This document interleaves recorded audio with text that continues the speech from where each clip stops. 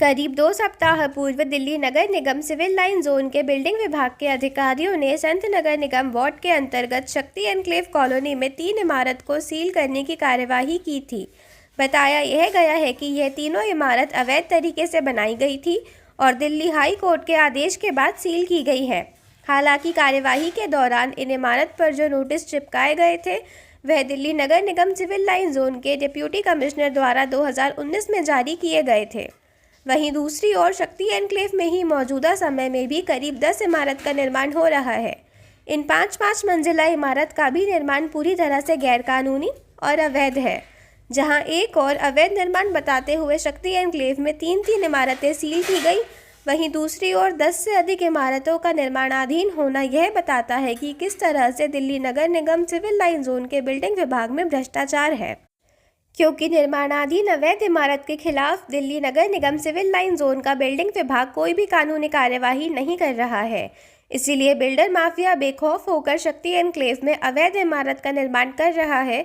यह अवैध इमारत अपार्टमेंट के रूप में बनाई जा रही है, जिसमें 50 गज से लेकर 100 और 125 गज तक के फ्लैट बनाए जा रहे हैं।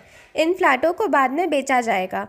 बिल्डर माफिया फ्लैट बेचकर गायब हो जाएंगे और जिस तरह से खसरा नंबर 504 पर बनी इमारत को अवैध बताकर वहां रहने वाले लोगों को बाहर निकालकर इमारत को सील किया गया है, फिर उसी तरह से निर्माणाधीन इन इमारत में भी रहने वाले लोगों के साथ नगर निगम यही कार्यवाही करेगा। किस तरह से नगर निगम दोगला व्यवहार अख्तियार किए हुए है, यह मौजूदा समय में बन रही अवैध इमारत को देखकर लगाया जा सकता है। इन अवैध इमारत को रोकने के लिए अभी तक दिल्ली नगर निगम सिविल लाइन जोन के अधिकारियों ने कोई भी कानूनी कार्यवाही करना ज़रूरी नहीं समझा है। किसी भी अवैध इमारत को नोटिस नहीं भेजे गए। दरअसल दिल्ली नगर निगम इन अवैध इमारत को नोटिस भेजने के मूड में नहीं दिखाई दे रही है, क्योंकि कहीं ना कहीं संत नगर निगम वार्ड में मौजूद बिल्डिंग विभाग के जूनियर इंजीनियर ने बिल्डर माफिया को खुलेआम अवैध निर्माण करने की मंजूरी प्रदान कर दी है और इसीलिए अवैध इमारत को लगातार बनाया जा रहा है।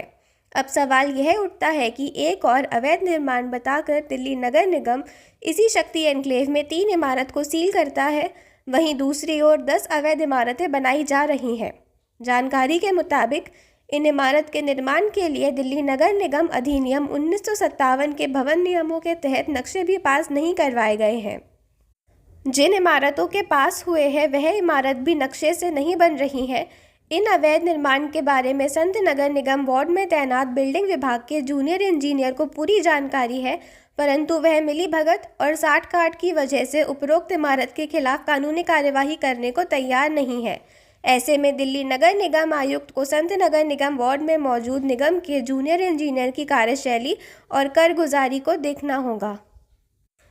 अभी हाल ही में मीडिया से बात करते हुए दिल्ली नगर निगम के महापौर राजा इकबाल सिंह ने यह वादा किया था कि किसी भी अवैध निर्माण को बख्शा नहीं जाएगा। अवैध निर्माण के खिलाफ कानूनी कार्यवाही के निर्देश दिए जा चुके हैं। ठीक इसी तरह से मीडिया से ही बात करते हुए सिविल लाइन निगम जोन उपायुक्त अंशुल सिरोही ने भी दावा किया था कि बुराड़ी में अवैध निर्माण के खिलाफ लगातार कानूनी कार्यवाही होती है, परंतु इनके दावे शक्ति एनक्लेव में हो रहे अवैध निर्माण को देखकर झूठे साबित हो रहे हैं। राजधानी दिल्ली में भारी वायु प्रदूषण की वजह से दिल्ली सरकार ने ग्रेप 3 के नियमों को लागू कर दिया है। इन नियमों के पश्चात अब किसी भी तरह का निर्माण कार्य नहीं किया जा सकता, इसीलिए सभी निर्माण कार्य को बंद कर दिया गया है और एनजीटी सहित एमसीडी की टीम भी निर्माण स्थलों पर जाकर निरीक्षण कर रही है। लेकिन हैरानी की बात यह है कि शक्ति एनक्लेव में हो रहे अवैध निर्माण के यहाँ पर कोई भी ऐसी टीम नहीं पहुँच रही है। ग्रेप 3 के नियमों का उल्लंघन किया जा रहा है और अभी भी निर्माण कार्य हो रहा है। इन बिल्डर माफिया को ग्रेप 3 के नियमों का भी कोई डर नहीं है, क्योंकि स्पष्ट है कि एमसीडी के अधिकारी उनके साथ मिले हुए हैं और इन्हीं एमसीडी के अधिकारियों को ग्राफ 3 के नियमों के तहत कानूनी कार्यवाही करनी होती है। ऐसे में बिल्डरों को ग्रेप 3 के नियमों का भी कोई डर नहीं है।